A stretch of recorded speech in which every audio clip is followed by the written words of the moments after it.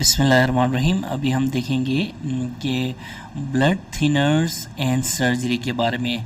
जैसा कि आपको पता है कि बहुत सारे जो ब्लड के थिनर्स हम यूज़ करते हैं डिफरेंट पेशेंट्स में, ठीक है ना।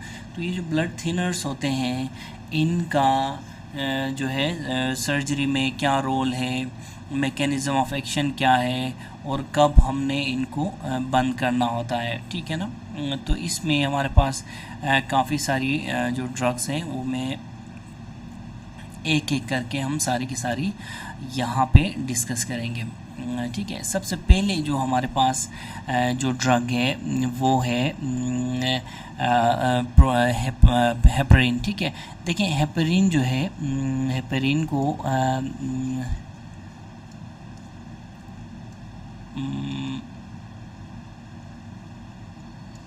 ठीक है, हेपरिन, ठीक है। हेपरिन जो है, देखिए हमारे पास सबसे पहले क्या ड्रग है, हेपरिन है, ठीक है। हेपरिन करती क्या है, हेपरिन करती है inactivation of, mechanism of action क्या है इसका, मैकेनिज्म ऑफ एक्शन क्या है, इट कॉजेज इनएक्टिवेशन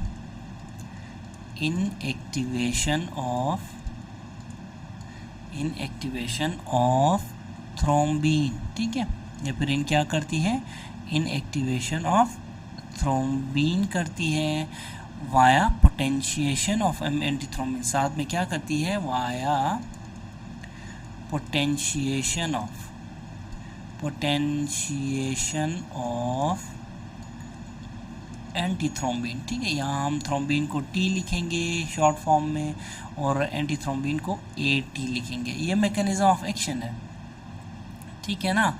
अब इस हेपरिन का हम रिवर्सल कैसे करते हैं, रिवर्सल के लिए हम क्या यूज़ करते हैं, रिवर्सल के लिए हम प्रोटामीन सल्फेट यूज़ करते हैं। प्रोटामीन सल्फेट से हम इसको रिवर्स करते हैं, ठीक है ना। और सर्जरी में जो है, सर्जरी में स्टॉप कब करनी है, इसको हमने स्टॉप कब करना है। फॉर एग्जांपल किसी पेशेंट का हार्निया का ऑपरेशन है, साथ में वो हेपरिन पे भी है, तो हम हेपरिन कब स्टॉप कर सकते हैं, 6 आवर्स बिफोर सर्जरी, ठीक है, 6 आवर्स बिफोर सर्जरी, ठीक है। सर्जरी को मैं ऐसे लिखता हूँ, ठीक है ना। जहाँ भी मेरे लेक्चर्स में इस तरह का निशान आ जाए तो वो सर्जरी या फिर सर्जन को मैं ऐसे लिखता हूँ, ठीक है।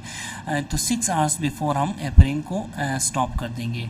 अच्छा, रीस्टार्ट कब करेंगे, फॉर एग्जांपल पेशेंट की हेपरिन को रीस्टार्ट कब करेंगे, रीस्टार्ट कब करेंगे, रीस्टार्ट भी 6 hours after surgery.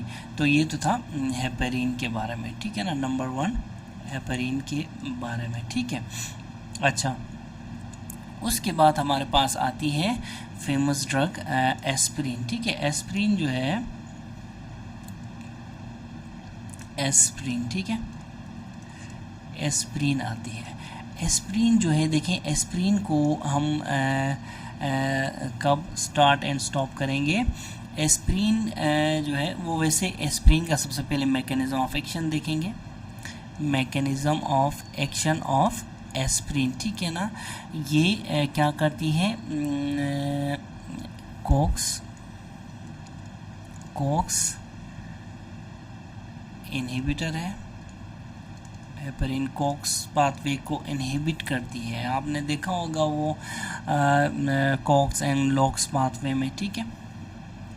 COX inhibitor साथ में प्लेटलेट इनहिबिटर है, ठीक है, एस्प्रिन, ठीक है, प्लेटलेट इनहिबिटर है, ये इसका मैकेनिज्म ऑफ एक्शन। अच्छा, अब एस्प्रिन को हमने स्टॉप कब करना है किसी भी पेशेंट की सर्जरी से पहले, कितने टाइम पहले स्टॉप करना है। देखें एस्प्रिन जो है, it is usually not required to stop aspirin, ठीक है, usually not required to stop this drug, ठीक है ना। अच्छा, but if necessary 5 days before surgery. Aspirin को देखिए डोगर्स की बुक में भी लिखा है 5 डेज बिफोर सर्जरी आपने एस्प्रिन को स्टॉप करना है, ठीक है ना। अच्छा, अगर आपने स्टॉप की है एस्प्रिन तो सर्जरी के बाद रीस्टार्ट कब करेंगे? रीस्टार्ट करेंगे आप 24 आवर्स पोस्ट सर्जरी, आप इसको एस्प्रिन को रीस्टार्ट कर सकते हैं, ठीक है ना। तो नेक्स्ट ड्रग है हमारे पास, नेक्स्ट ड्रग कौन सी है? नेक्स्ट ड्रग है हमारे पास नेक्स्ट ड्रग है एपिक्सिबान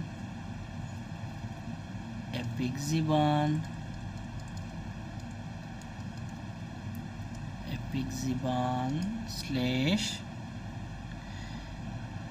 रिवारोक्सिबान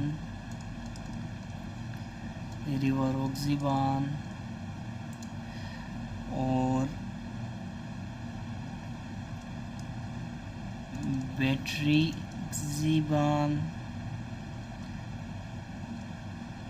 ये BETRI है, ठीक है, और इडोक्साबान, ठीक है। ये 4 ड्रग्स हैं, सारे कजन्स हैं ये ड्रग्स। इडोक्साबान ये BAN है, ठीक है। इडोक्सा, इसको ना मैं दोबारा लिखता हूँ, इडोक्साबान, ई से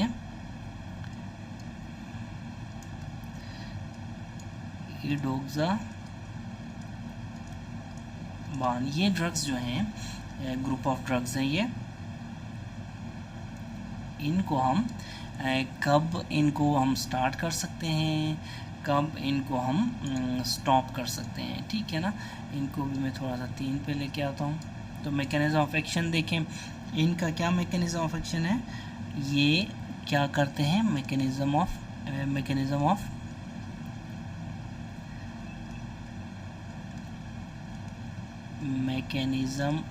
एक्शन, ठीक है ना।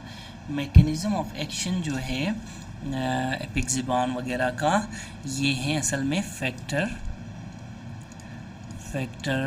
10A इनहिबिटर्स, ठीक है। ये फैक्टर 10 को इनहिबिट करते हैं। देखें मेरे लेक्चर्स में जहाँ भी आप प्लस का साइन ऐसे देखेंगे तो उसका मतलब स्टिमुलेट कर रहा है, नेगेटिव का साइन देखेंगे तो इनहिबिट करता है, ठीक है ना। तो यहाँ भी मैंने नेगेटिव लिखा है, इसका मतलब ये है कि ये फैक्टर 10A इनहिबिटर्स हैं, ये सारे के सारे ABRE, ठीक है ना। निमोनिक याद रखें BARE, ठीक है ना। बेट्रिक्साबान, एपिक्सिबान, रिवारोक्सिबान एंड इडोक्साबान, ठीक है। ये सारे के सारे ड्रग्स जो हैं क्या है, फैक्टर 10A इनहिबिटर्स हैं, ठीक है ना। अच्छा, इन इनहिबिटर्स का रिवर्सल हम कैसे कर सकते हैं? फॉर एग्जांपल टॉक्सिसिटी हुई है तो हम रिवर्सल कैसे करेंगे? रिवर्सल करेंगे हम इनके इन ड्रग्स को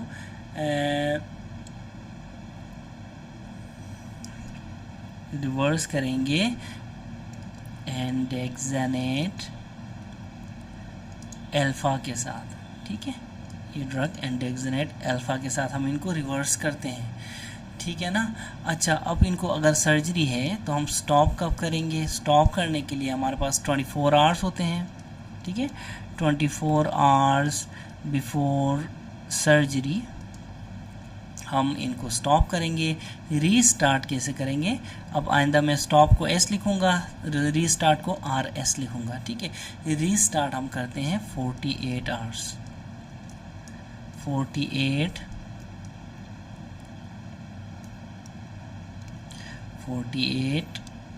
आवर्स लेटर, ठीक है। 48 आवर्स ऑफ सर्जरी हम इनको क्या करते हैं, रीस्टार्ट करते हैं, ठीक है ना। तो ये तो थी हमारी तीसरी ड्रग। दूसरी क्या थी हमारे पास? एस्प्रिन थी, और तीसरी हमारे पास ग्रुप ऑफ ड्रग्स है जिसको हमने बेयर के निमोनिक से याद रखा था। B से बेट्रिक्साबान, A से एपिक्सिबान, R से रिवारोक्सिबान और E से इडोक्साबान, ठीक है। 4 ड्रग्स हैं, ठीक है ना, 4 ड्रग्स। एक दिन पहले इनको हम बंद करते हैं और 2 दिन बाद इनको हम दोबारा स्टार्ट करते हैं, ठीक है ना। तो ये हो गया।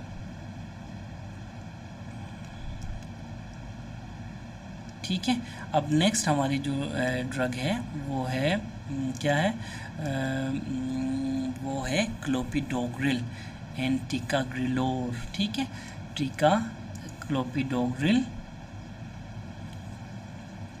नेक्स्ट हमारी ड्रग है क्या है, ब्लड थिनर्स में नेक्स्ट हमारी ड्रग है क्लोपिडोग्रिल।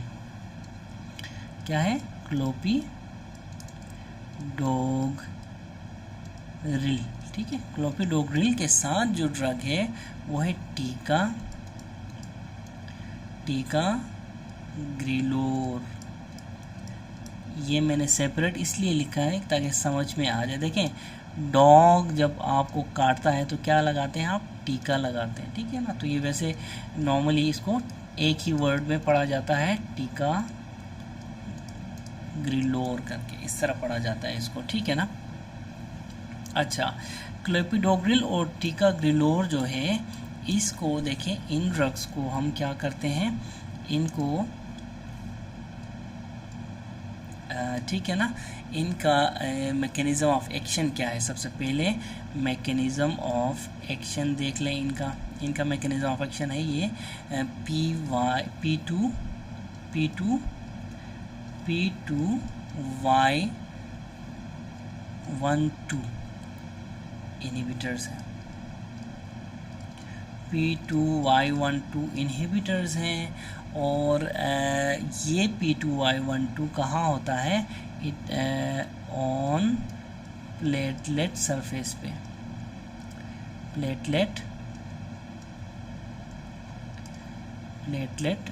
सरफेस पे ये होता है, ठीक है, प्लेटलेट सरफेस पे होता है।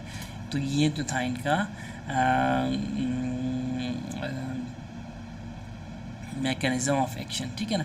क्लोपिडोग्रिल का याद रखें, देखें क्लोपिडोग्रिल, तो इस P से आपने याद रखना है कि इसका जो मैकेनिज्म ऑफ एक्शन है वो P2Y12 को इनहिबिट करती है ऑन द प्लेटलेट सरफेस, ठीक है ना। ये निमोनिक आपने याद रखना है, ठीक है। अच्छा, रिवर्सल कैसे करेंगे अगर क्लोपिडोग्रिल की टॉक्सिसिटी हुई है। रिवर्सल हम कैसे करते हैं, रिवर्सल हम करते हैं विद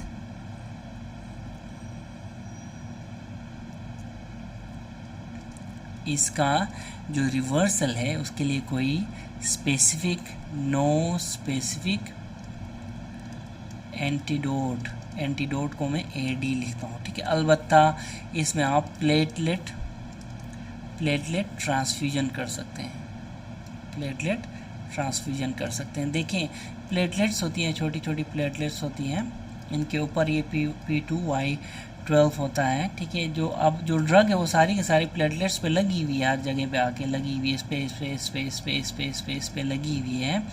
तो आप इस प्लेटलेट को ही हटा दें तो ड्रग हट जाएगी, ठीक है। इसका ये मैं जो कंसेप्ट ये है, ठीक है। अच्छा, क्लोपिडोग्रिल वगैरह को आप स्टॉप कब करेंगे, प्रायर टू सर्जरी स्टॉप करेंगे ये 5 डेज़ बिफोर सर्जरी, ठीक है। 5 days before surgery you will stop it. Restart कब करेंगे, रीस्टार्ट करेंगे 24 hours after surgery, 24 hours after surgery, ठीक है। तो ये तो था किसके बारे में, ये था हमारी क्लोपिडोग्रिल के बारे में, ठीक है, क्लोपिडोग्रिल के बारे में। अच्छा, उसके बाद ब्लड थिनर्स में नेक्स्ट जो ड्रग है हमारे पास क्या है, नेक्स्ट ड्रग हमारे पास ब्लड थिनर्स में मौजूद है लिस्ट में, वो है एक मिनट में ज़रा कलर चेंज कर लूँ, ठीक है। क्लोपिडोग्रिल तो हमने कर लिया, ठीक है। हमारे पास है वारफरीन, द फेमस ड्रग, ठीक है, वारफरीन, ठीक है, वारफरीन है। वारफरीन जो है ये अब ये इसका जो मैकेनिज़्म ऑफ एक्शन क्या है, मैकेनिज़्म ऑफ एक्शन क्या है, वारफरीन करती है इट अफेक्ट्स इंट्रिंसिक, ठीक है ना, एक्सट्रिंसिक एंड कॉमन पाथवेज, ठीक है। अफेक्ट क्या करती है, इंट्रिंसिक पाथवे को, एक्सट्रिंसिक पाथवे को और कॉमन पाथवेज, कॉमन पाथवे को, ठीक है ना, ये वारफरीन इफेक्ट करती है, ठीक है ना। अच्छा, एक्सट्रिंसिक पाथवे की बात करें तो ये फैक्टर 7 को इफेक्ट करती है, इंट्रिंसिक की बात करें तो ये फैक्टर 9 को इफेक्ट करती है, ठीक है ना। ये किसके जो वारफरीन है विटामिन के डिपेंडेंट जो क्लोटिंग फैक्टर्स हैं, फैक्टर 2, 7, 9, 10 इनको अफेक्ट करती है, याद रखें, ठीक है ना। अच्छा, अब रिवर्सल कैसे करेंगे वारफरीन का, वारफरीन का हम रिवर्सल कैसे कर सकते हैं। वारफरीन के रिवर्सल के लिए हम क्या करते हैं, ठीक है ना, विटामिन के देते हैं, FFPs देते हैं, ठीक है ना, और PCC देते हैं जिसको हम प्रोथ्रोम्बिन कॉम्प्लेक्स कंसंट्रेट बोलते हैं, PCC प्रोथ्रोम्बिन कॉम्प्लेक्स कंसंट्रेट, ठीक है। और उसके बाद रिकम्बिनेंट फैक्टर 7 भी देते हैं, क्या देते हैं, रिकम्बिनेंट फैक्टर 7 भी हम देते हैं वारफरीन के रिवर्सल में, ठीक है ना। अब वारफरीन को हमने स्टॉप कब करना है, वारफरीन को स्टॉप करना है 5 days बिफोर सर्जरी, ठीक है। और रीस्टार्ट कब करना है वारफरीन को रीस्टार्ट करना है हमने 24 आवर्स पोस्ट सर्जरी, ठीक है। तो ये तो था वारफरीन के बारे में, ठीक है ना। अच्छा, अब इसके बाद एक और ड्रग है ब्लड थिनर्स में जिसको हम क्या बोलते हैं, फंडोपेरिनॉक्स, ठीक है। क्या बोलेंगे हम उसको, फंडोपेरिनॉक्स। कलर हम चेंज करेंगे, ठीक है ना, कलर चेंज करते हैं, फंडोपेरिनॉक्स है, फंडो, थोड़ा सा कलर बढ़ाते हैं, 3 पे करते हैं और इसको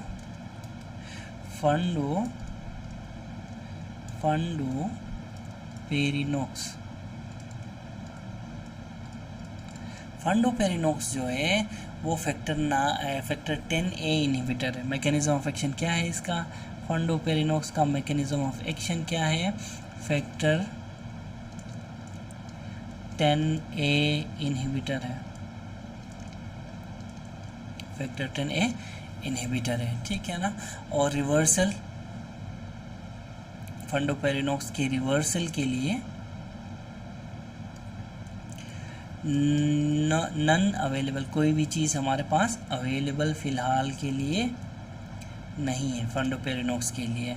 स्टॉप कब करेंगे, प्रायर टू सर्जरी फंडोपेरिनॉक्स को तकरीबन 24 घंटे पहले, ठीक है, 24 आवर्स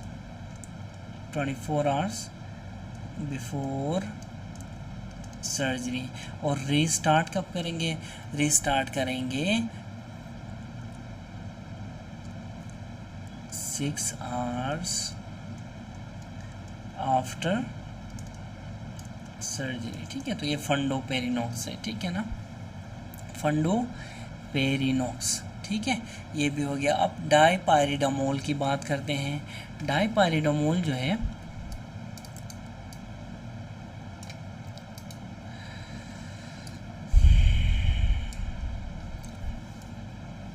कलर चेंज करते हैं, डायपाइरिडामोल से पहले डायपाइरिडामोल जो है, देखें डायपाइरिडामोल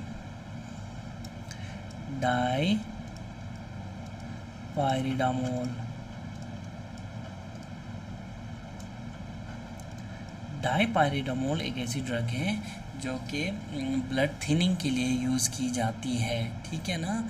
डायपाइरिडामोल जो है फॉस्फोडाइस्ट्रेस इनहिबिटर है। मैकेनिज्म ऑफ एक्शन क्या है इसका, mechanism of action is phosphodiesterase inhibitor है, फॉस्फोडाइस्ट्रेस इनहिबिटर है, साथ में ये प्लेटलेट इनहिबिटर भी है, प्लेटलेट को भी इनहिबिट करती है, फॉस्फोडाइस्ट्रेस को भी ये इनहिबिट करती है। ठीक है। अच्छा, अब इसके रिवर्सल के लिए हम क्या यूज़ करते हैं? रिवर्सल के लिए हम क्या यूज़ करते हैं? डायपायरिडोमोल के रिवर्सल के लिए हम एमाइनोफाइलिन और थियोफाइलिन यूज़ करते हैं। क्या करते हैं? एमाइनोफाइलिन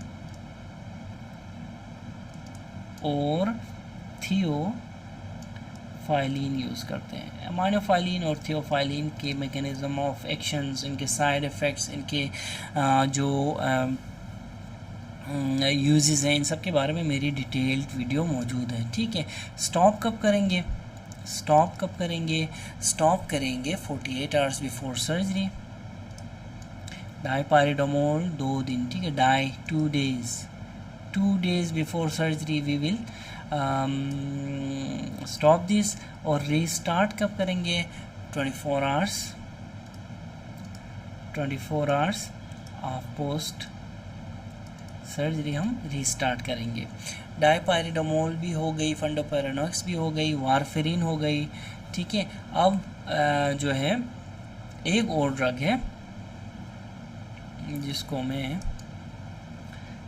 किस कलर से लिखता हूँ, जिसको मैं येलो कलर से लिखता हूँ, वो ड्रग है हमारे पास डाबिगेट्रॉन। ठीक है।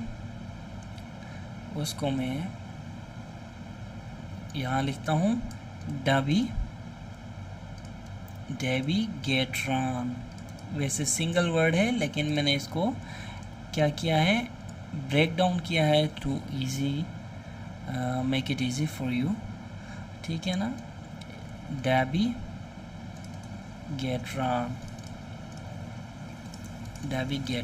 ठीक है। डाबिगेट्रॉन जो है, इसका mechanism of action of dabigatran, what is the mechanism of action? of dabigatran prevents thrombin activation. It prevents thrombin activation। ठीक है। dabigatran prevents thrombin activation। Reversal में हम क्या देंगे?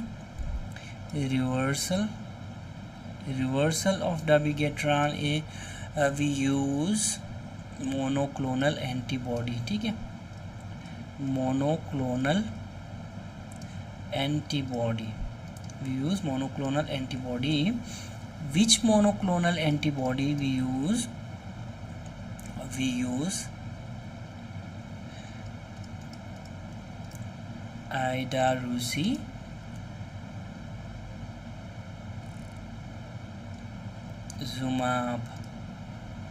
idarucizumab again। idarucizumab is used for idarucizumab। This monoclonal antibody is used to reverse the actions of dabigatran। Please remember. ठीक है। अच्छा, जो we stop